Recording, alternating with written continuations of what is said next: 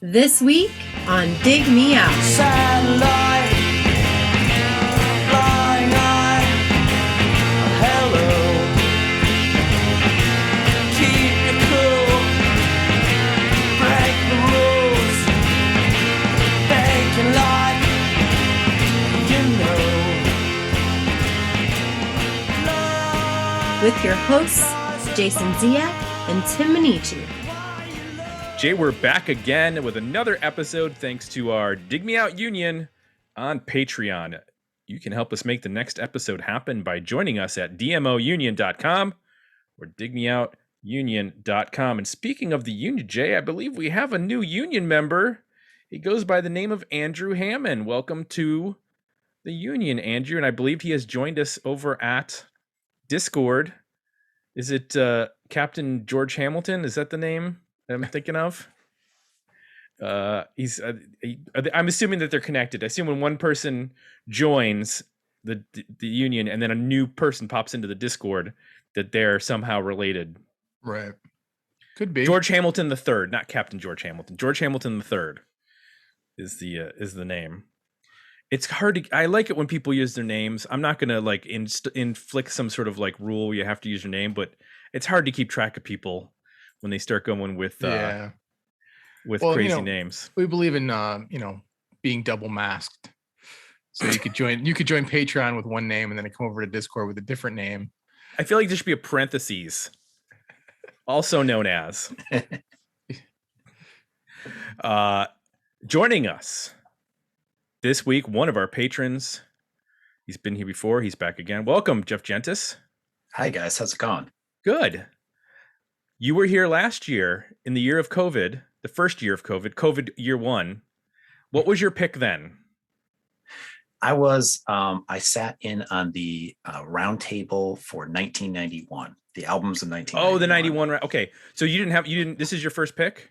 This is my first pick. Okay. I'm going to say a full 12 months. I remember that you were on, but I thought it was for a pick. But no, this is great. This is you're tearing off the Band-Aid, getting the first pick out there. You'll have, now another year to contemplate. You can put together a spreadsheet. You can start a 64 team tournament, trying to figure it out. Done and done. I know lots of people have different methods for picking their albums. So, without further ado, why don't you share with the listeners your pick for this episode? So today we're going to be discussing Brian Jonestown Massacre, Give It Back. That is their sixth studio album. Came out in 1997.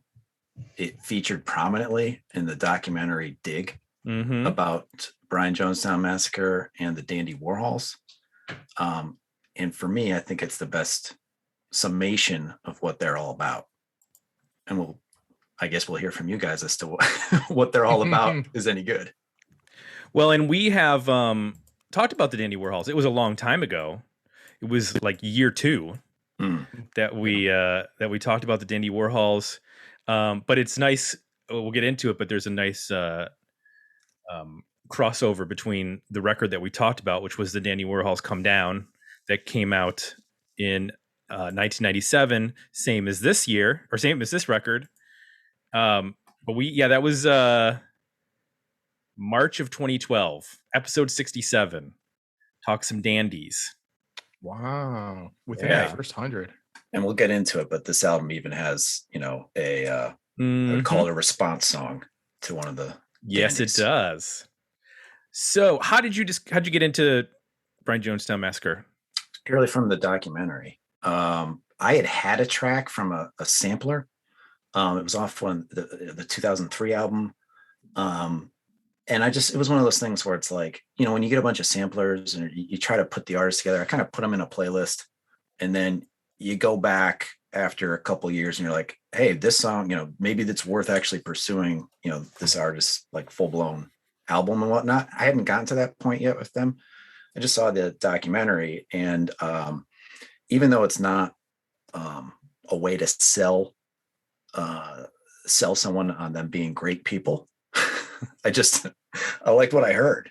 And, from there, I think I bought the still a little basic then. Still in my mid 20s. I bought the best of. Really like that.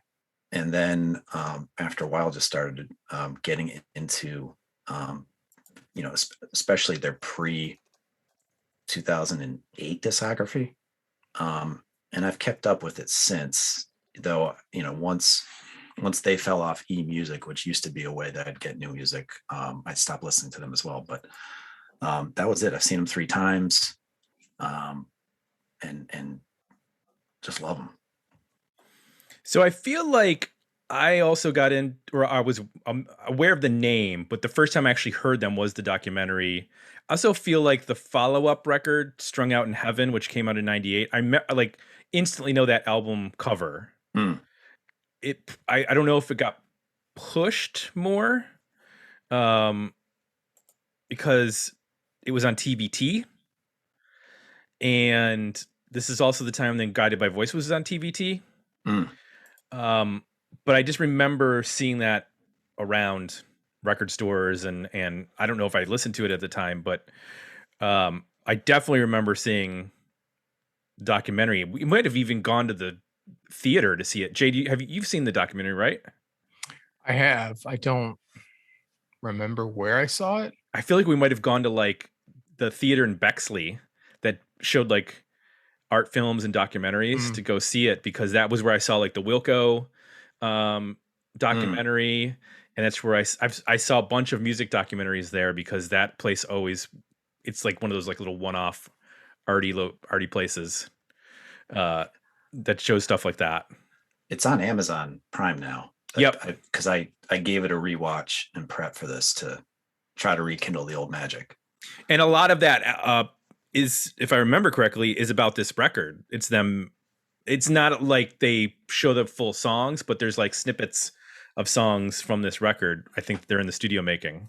Yeah, and it's not like, right, it's not like about the making of the album, though. Right. The album is, if you know what you're looking for, you're like, oh yeah, this is kind of in the center of the film, right, one way or another. It's more about the relationship between the two bands, the Dandy Warhols and Brian Jonestown Massacre, which neither of the bands involved seem to have very nice things to say about the documentary afterwards. Oh, really? Yeah. Just that it, that the filmmaker needed a narrative, and they created one out of the footage. Right. And that it's not necessarily representative of their relationship. Anywho. Yeah. So this record came out October 7th, 1997 on Bomp Records. Had you listened to this record, Jay? Had you ever heard it before? No, I was only familiar with the band from the movie. Gotcha. Same as me. So for this record, the lineup is Anton Newcomb on vocals, guitar, bass, drums, keyboards, and sitar. Matt Hollywood on bass, vocals, and guitar. And if I understand correctly, like that's basically the songwriting duo for the band. Right. It used to be a split a bit more, but it seems like Anton did more of the songwriting on this one. I think the only song that Matt Hollywood wrote was track 9, Not If You Were the Last Dandy on Earth. Right. But did contribute other parts. Yeah, we'll get into it, but I mean, it's just funny Yeah. that he's the one who wrote that track. Right. So we have Jeff Davies on guitar, Peter Hayes on guitar, Joel Gian on percussion, Miranda Richards on vocals and guitar, Jussie Tegelman on drums, Adam Hamilton on drums, and Ragust on flute. I don't know who Ragust is, but it looks like August, but it starts with an R. But Ragust doesn't sound right. It's guy has to have more flair. Yeah. It has to be Ragust. Especially for a flutist. Yeah, exactly. The flutist or flautist? Oh yeah, it's a flautist. Oh, you're Is right. it? Yeah, you're right. That just sounded right in my head. I don't even know for sure. No, you're right. Good job, Jay. The flautist. Sometimes things just fall out of my head. It's just in there and it tumbles out at the right moment. Yeah. You're like, This sounds right. I'll say it. I don't know Nice where I job. have that information from, but it's in there. Um, so we did not get any comments over at Patreon. People were scared. They were intimidated by this record, and they decided they voted, but they did not leave any comments. They were waiting. They want to hear what we have to say and what Jeff has to say about this record. So just a little bit of overall history about this, and then we'll get into the record. History of the band. Formed in San Francisco in the early 90s. There's like a wide swath of when they actually formed. It says between 90 and 93, which kind of leaves it open. It's a wide area for when they've actually formed there. And there's been quite a few people in the band. This is like we're getting into 80s metal territory with the number of people who have been in different lineups, played on different records. Looks like it's been Anton and Matt at the beginning, and then Matt drops out at a certain point, and at a certain point Rob Campanella joins as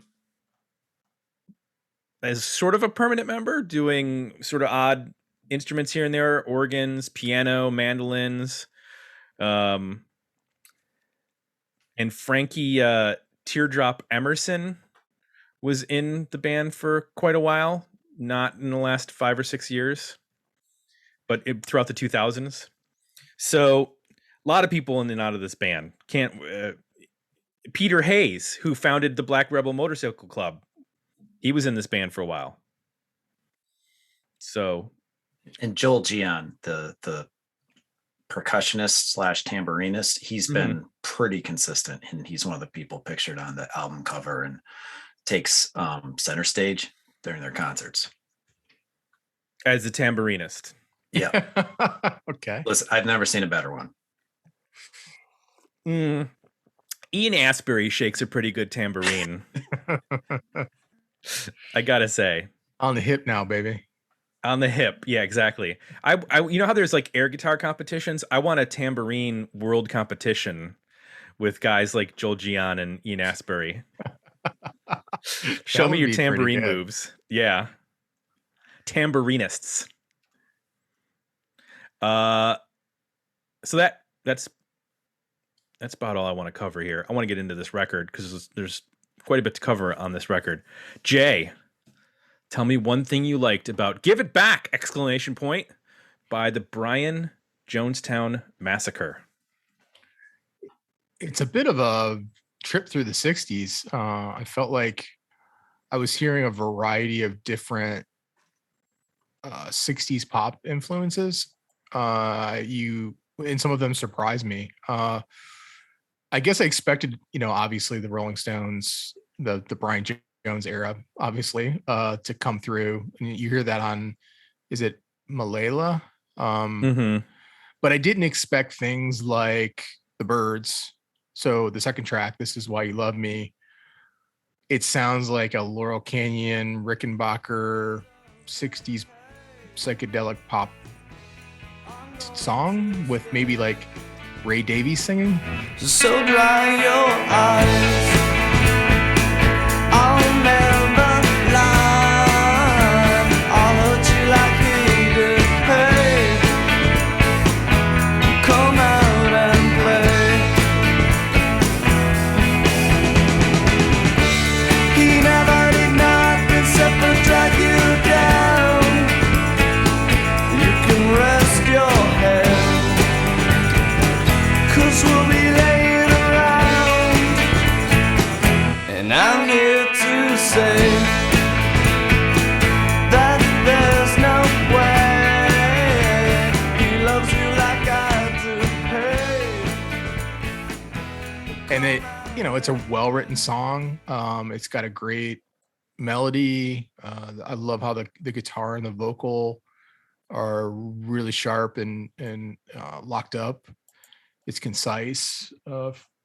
So that surprised me, and you get little gems like that through the record, um, that explore some different sounds as well.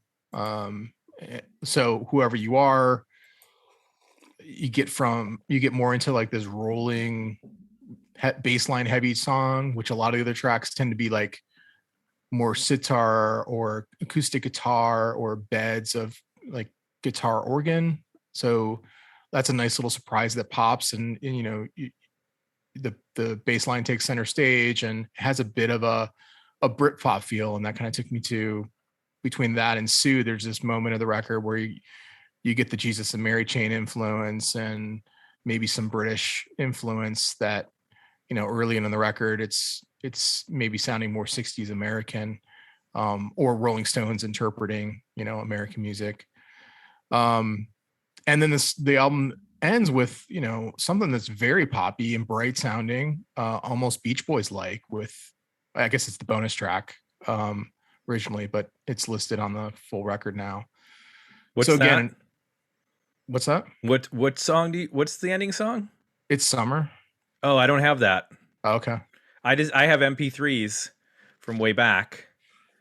From downloaded somewhere, and this one ends with Sarah Satanic Majesty's second request. So I didn't hear that song. Yeah, it's on the streaming. They tack it on. Okay. It says bonus track, which makes for an interesting like journey to the end, because the album gets a bit experimental, and all of a sudden it pops with this this final track / bonus track that is very bouncy and very Beach Boys like. So it's an interesting trip through a lot of different interpretations of, I think, mostly 60s influences. It's, I think, presented with a bit of a garage kind of attitude.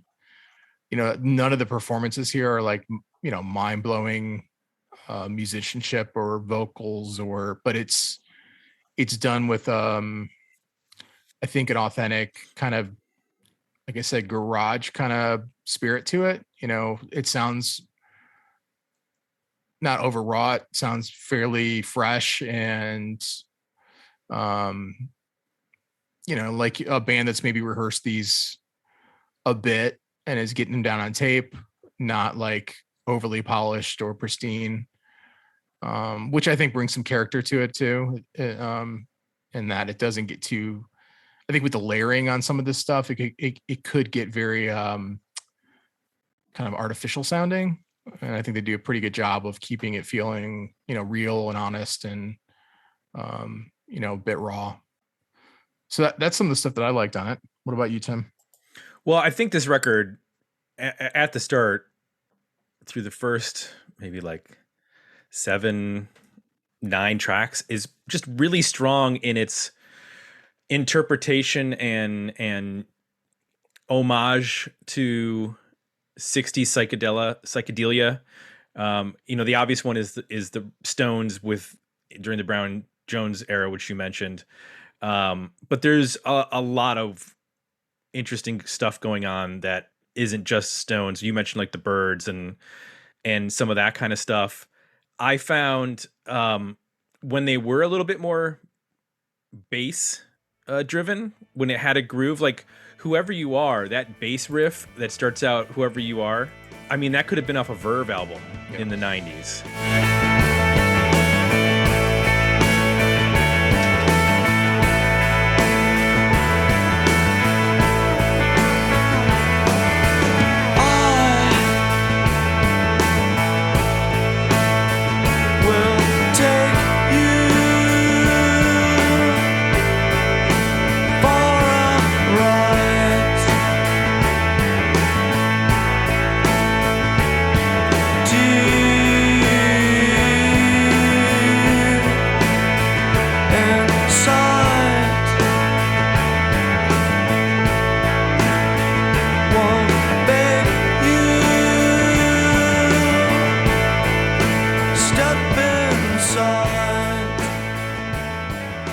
So I was hearing connections to, you listen to this and you go, oh, they're just doing a Stones ripoff kind of thing.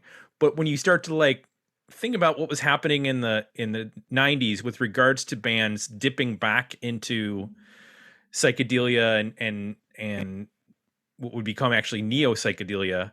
I could hear their contemporaries who were off doing different things like the Verb. I mean, there's some elements that reminded me of the Stone Roses.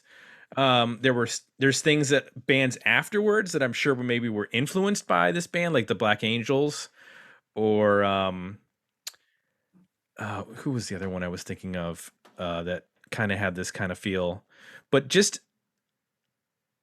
I think I the first couple listens I was a little bit like not overwhelmed, underwhelmed, I guess is the word.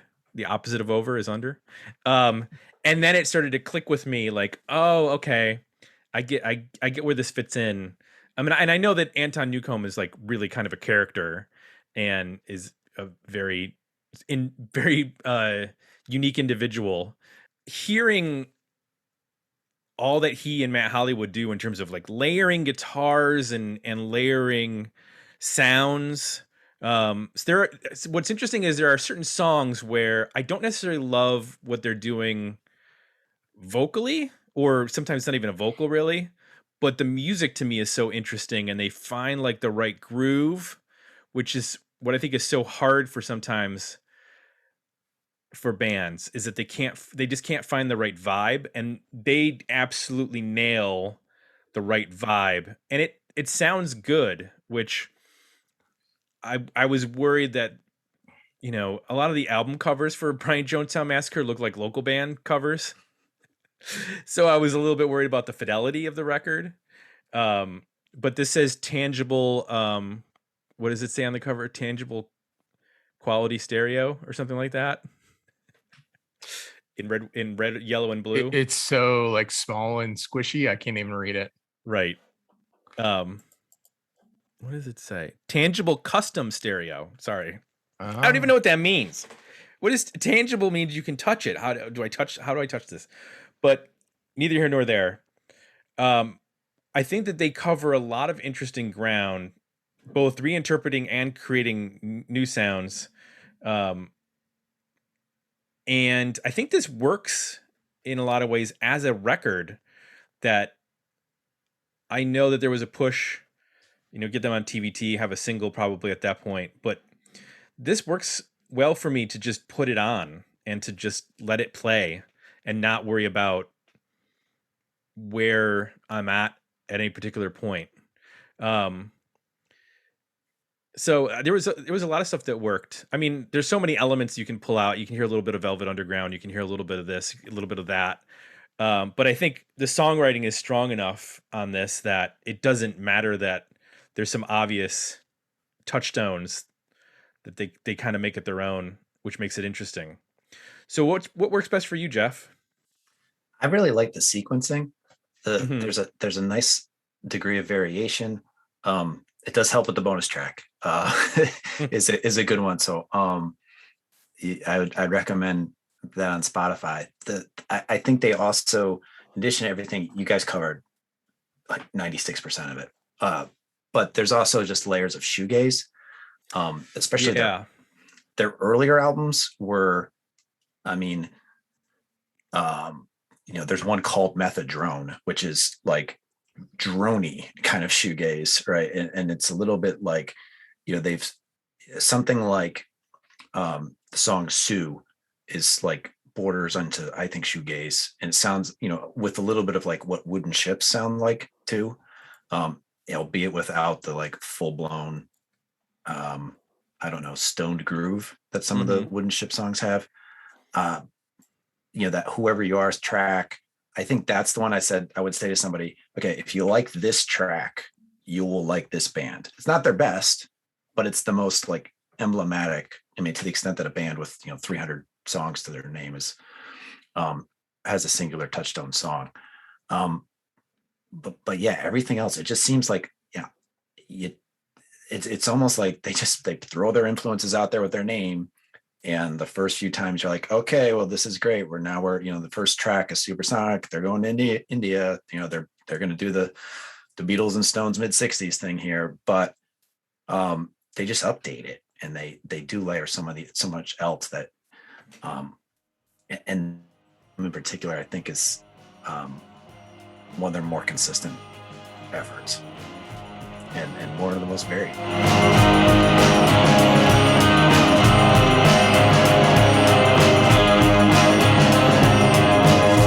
This song is about you and my life now without you, and my reasons just for living and forgiving the unknown. All alone. If you do it well, you better do it right. If you're screwed up, well, you better screw it tight. It's the way that you're living, I'm forgetting what I know. And I'm Well, I thought Satellite to me, when I heard that, and then I found out that Peter Hayes, who was in Black Rebel Motorcycle Club, was on this record, I was like, well, he basically created that band out of that song. Like, that's what Black Rebel Motorcycle Club sounds like on their, like, their first couple records is that sound. And that's not easy to get. I mean, that's that sort of jangle and that rhythm and all the factors in a song like that are not, you have to be able to play to get that vibe. And correct me if I'm wrong, but they recorded this pretty quickly. Like, this was done It's over like mostly over, yeah, like over a weekend. Yeah. Give or take one or two tracks, but yeah, I mean, and for what it's worth, just for other folks to have a touchdown, my favorite, I agree on the Black Rebel Motorcycle Club, and my favorite album is to Take Them On Your Own. And so his contributions on this, on one hand, it's hard to know unless you know it's him. But once you do, yeah, it does make a lot of sense. I also think there's just like a degree of, notwithstanding how Anton is in the documentary, there's elements of them not taking themselves seriously. The song number one hit Jam, I just feel like is this just straight up, it's an irony play. But yet you're, with a few listens, you're like, I'm just going to ignore what they're doing lyrically here and just sit back with it. Well, and in terms of not taking themselves seriously, we have to touch on Not If You Were the Last Dandy on Earth, which is a direct response to Not If You Were the Last Junkie on Earth, which came out the same year, which is funny. But essentially, the Not If You Were the Last Junkie on Earth is about Anton Newcombe. And then this is their response to that, but not in a very, it's more of a playful way. From what I've read, it's not necessarily like, it's not a diss track. This isn't like a hip hop war between these two bands. But you can get that like lighthearted vibe from that and some of the other stuff where they mess around a little bit.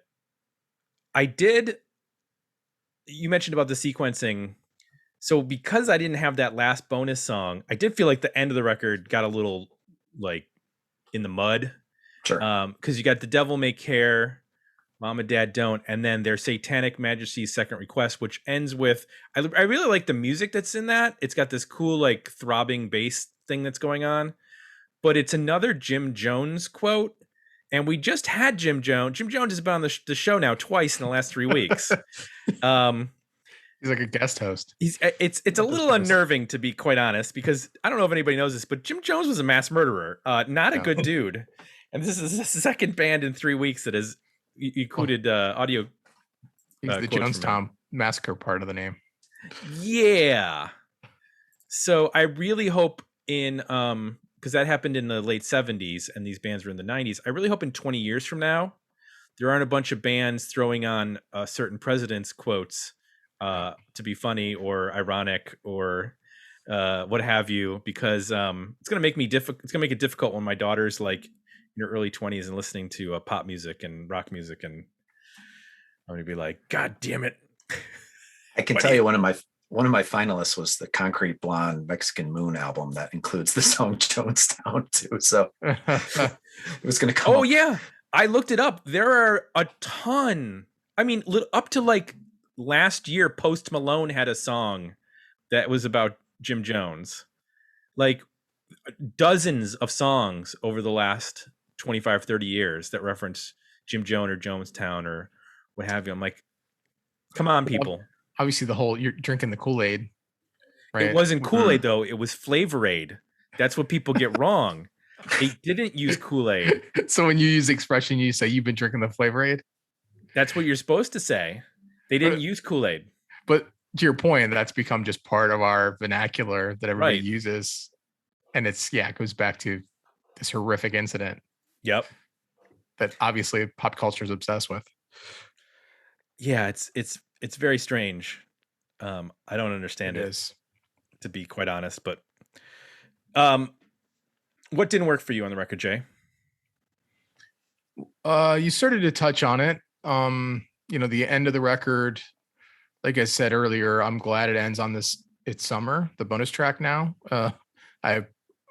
The Devil May Care and Satanic Majesties to me are just too droning and indulgent. As a passive listen, it's fine, but when I'm kind of paying attention, it's a bit much. I also don't love, there's some moments like you guys were talking about Satellite, which I like the idea of that song, but it's just a little too rough from a performance standpoint for me. I just wish it was a little sharper, especially when you come out of This Is Why You Love Me, which is very sharp sounding, and Together. There's just a lot of like those two guitar parts are just so off and loose that I just find myself it starts to feel amateurish, just in terms of the performance in that song. And you mentioned Black Rover Motorcycle Club. I can't help but then think about the mid to later version of that band doing that song and how it would be like sharpened up and on the Howl record or something like that. Yeah, just a lot more together. You Better Love Me Before I'm Gone is another one. Like these wailing two harmonicas that are kind of off key. It gets a bit painful. I like the female voice in that, but then when they come in and do the harmonies, they're awful. So there's just some, I think, performance stuff that is real loose. And I mean, I kind of get it from that standpoint, but it just makes for a difficult listen. Number one hit jam, again, not spectacular. So there's some down parts in this record that, pull my attention and kind of, make it more difficult than it probably should be. I think when this album works well, it feels spontaneous and fun and, on point, and you get to cover some ground, but it doesn't like go off the rails and when it starts to go off the rails too much, into self-indulgence or just weirdness or just rough performances, it starts to lose me. I agree with you on some of the out of tune, too much noodling. Like Servo has it as well. I like that song. Yeah. But like with Satellite, there's like the guitar just doesn't stop. Yeah. There's the second guitar, which I'm guessing maybe is Matt Hollywood. I'm not sure. But it just kind of goes on and on and on. Same thing with the flute in that song. It's like, okay, flute guy, take a break. Take a breath, flautist. With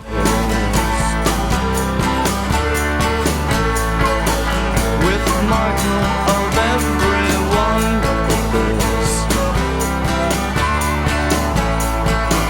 I am the last of the natural ones alive.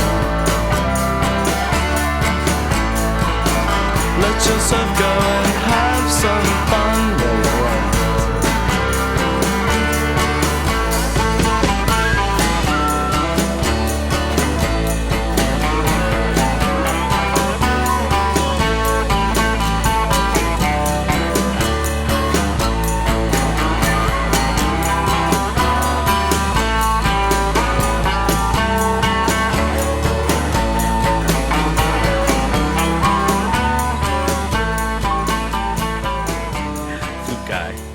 editing on the flout. So yeah, there's a little bit of overindulgence in where I think maybe if you had not recorded this over a weekend, maybe, and I don't know how much time they spent working up the material before this, or if they literally wrote it while they were, if they just had like parts and then they put it together in a studio and recorded it. I'm not sure what the process is there, but I wish there was like a little bit of editing on some of the tracks. 'Cause I feel like at the core, like Satellite and Servo, stuff like that, there's a good song there. It just needed to be reined in just a little bit. Cause I don't know that Anton has the kill your darlings sort of mentality where he's going to be like, maybe we overdid it with this nonstop noodling guitar for 3 minutes. Maybe we could cut that back just a little bit. And I agree with you. Like, number one hit jam. I like how with Salam, you just get like 1:40. Like, okay, Yeah. that's a cool little interlude. Like, do that length with number one hit jam or The Devil May Care, stuff like that. Like, keep those. If you're going to experiment, that's cool, but I don't need it for 4.5, 6 minutes. Yeah. Like that's a lot to me. Because I feel like this is a band that's made for vinyl records, and this record is like the original cut is 55 minutes. And if you're telling me there's another song that's going to put it closer to 60 minutes, so now you're looking at like a double vinyl, and I don't need a double vinyl from this band. I need like a tight 44-minute long record, because I feel like that's like, this sounds like a band that I want to hear the crackle of the vinyl as I'm playing it. Like they're made for that. Well, and that's the music they're paying homage to, too. I mean, it's Right. most of these bands we talked about wrote pretty sharp pop songs, and if they indulged, it was rare and on a record or for a song occasionally. So it's a little weird to hear like an homage to that style of music, but then hear it kind of meander and go all over the place for a long time. Right. Like, I'm thinking back to, I need to double check, but if I got a lot of Exile on Main Street with this. And if I go look back, a lot of these songs are 2:20, 2:59, 3:30. There's a couple of 4-minute songs, but like 2:36. A lot of tight songs. There's 1 minute. Let It Loose is the only one that's over 5 minutes. Everything else is basically 4 minutes or less, and a lot of them are under 3 minutes. I mean, if you can give me Tumbling Dice in 3:45, and then also Sweet Black Angel or in 2:54, or there's a lot, because there's a lot of like really stripped down blues country on that record because it's a double album. I feel like that this record, Give It Back, would have benefited just a little bit. Is there anything that doesn't work for you, Jeff, on this record, or things that you would adjust? Yeah, I think it's, for me, I mean, their Satanic Majesty's Second Request, it's fine to listen to once, but I don't need the Jim Jones audio bed. It's just it's hard to ignore. Right. And for me, I'm just somebody who doesn't, who really, I do my own stripping away of albums, artists be damned. So Salam, I'm just not an instrumental person. So I'd pull that out. So I hadn't been listening to that till preparing for this episode. Jay mentioned the Birds tie into track 2. I really like that song, This Is Why You Love Me.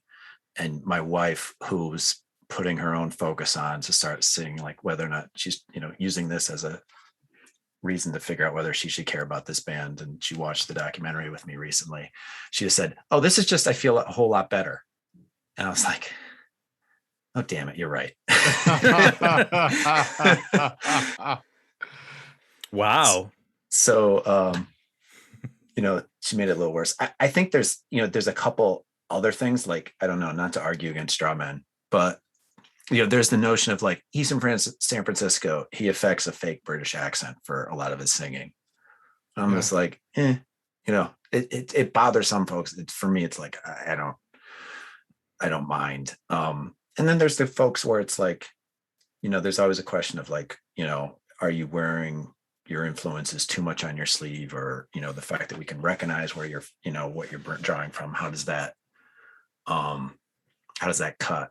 And, it depends. I feel like it depends on, I find it hard to separate from how you feel about the band itself, whether or not you're going to blame them for being too influenced or too derivative in a sense. It doesn't happen for bands, I feel like, who are, like how many different British bands are pulling from Joy Division or Gang of Four. Right. And you don't hear, you're like, oh, I could get into the Editors, but for like, do I need another Ian Curtis voice? Just like people you don't really hear that. I think it's one of those things where like, this is just a good rock band. And this is what, good rock sounds like. And yeah, a lot of the good rock was done in the 60s, and people are, building on it and adding to it, I think. Anyway, that's at least those are not critiques you made, but right. Critiques I've heard. Right. And I totally get that. And I think maybe I would have been more skeptical in the 90s, but I've waned on worrying about whether bands are showing their influence too much. I mean, look at the Black Crowes. The Black Crowes have definitely strong influences, but they were able to turn it into something really interesting and unique, even though you can draw that back definitely to particular bands. I don't think it matters as much because, a lot, you talk about the 60s. I mean, that's really like the second decade of rock and roll. And there's at a certain point, the 70s did happen, 80s, like there's going to be some homage, and eventually like things are going to start churning where you're going to take stuff that happened and start repurposing it in a different way. So to me, like, yeah, I hear certain bands and certain sounds, but it's no different than, you can hear what Oasis is doing, and you can hear definite rips of certain Beatles songs and stuff like that. I mean, it's like, it's kind of pointless after a while, or else you can't, yes, you can reinvent the wheel a little bit. You can try, but there's always going to be bands that are pulled towards certain sounds and trying to reinterpret them. And it's just part of rock and roll. I think it's just, there's ebbs and flows. Yeah. I mean, this band being, I guess, derivative, and it doesn't bother me. And I'm with you. Like, I don't know, if you like music, and you start getting yourself all wound up about like who's derivative of who, you're going to quickly suck all the joy out of music. Right. Like, just like it or don't. And you can have reasons for it, but like, don't not like something because it sounds like somebody else. That it just seems silly to me. Like, so that part didn't bother me. I'd actually, I think my critique is more like it. I maybe want them to be more derivative. Like, if you're going to do this music, like, well, yeah, I mean, kind of do it with the craft. Maybe that's what I'm saying. The craft of the Rolling Stones and the craft of the Byrds. I would love to hear that. Well, think about like this, when the Stones recorded, they had like the Johns brothers, Glyn Johns and Andy Johns in there, recording. I mean, they sat down and like got players and got guys like Nicky Hopkins and Ian Stewart and those types of folks. So and I get that this is made in a different universe. I mean, this is an indie, sound, which is actually, in some ways amazing that this is basically a big collective. I mean, there's like 10 people in this band, that they're able to pull this together. I think I read, or maybe I was listening to, I know what it was. I was listening to the classical channel, because that's what I listen to now when I'm in the car. And there was a classical version of Norwegian Wood by the Beatles. And the person who was introducing the song said that the year that single was released, more sitars were sold in the United States than in India.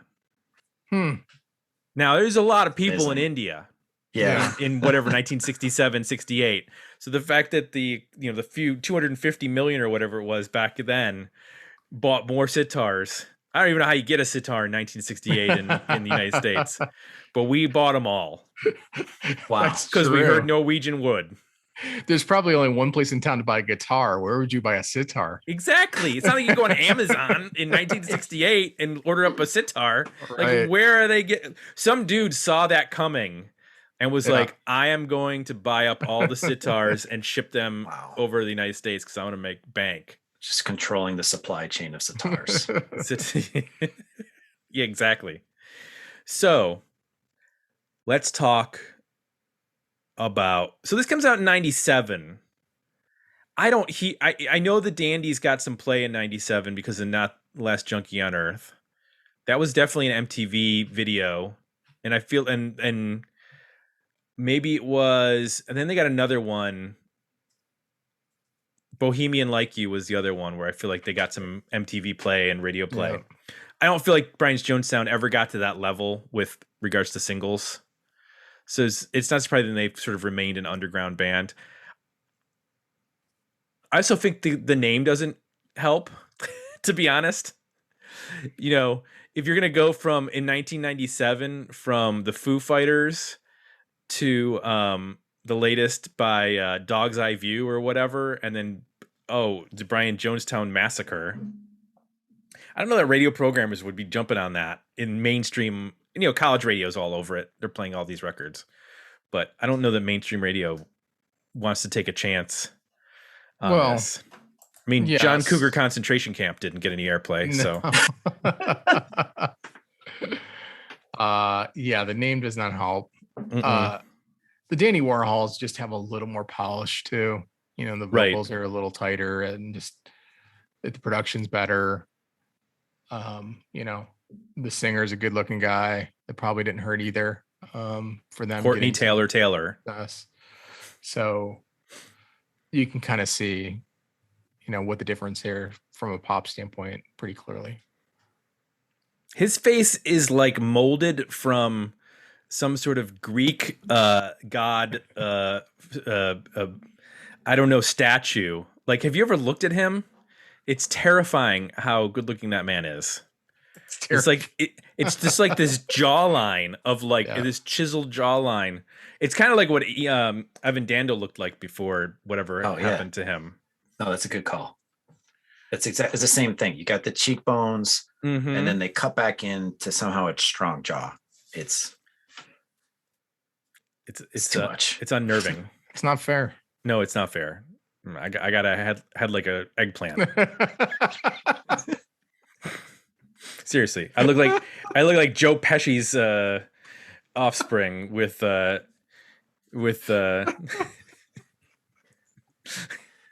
It's also, Any- I mean, I was just going to say that it's also just a level of self-sabotage that, it took all of, the A&R guy at TVT to get them signed to that label, and they weren't doing themselves any favors. I can't imagine I don't hear a single going well either with this band. So, right. Yeah, They're not going to be like, oh yeah, let us go back and fix that for you. we'll polish it up and yeah, I mean, it's like, why weren't they bigger? It really is like they didn't want to be. Yeah. In some sense. And I'm not saying in like some kind of like glorified, they don't want to be a sellout way. They just think, and it might've been like a little bit of a vulnerability, a fear of being exposed and trying to just, ensure that you never get to that level. Hmm. yeah, and there is this is the 90s, so there was still like this anti-sellout mentality as well. Yeah.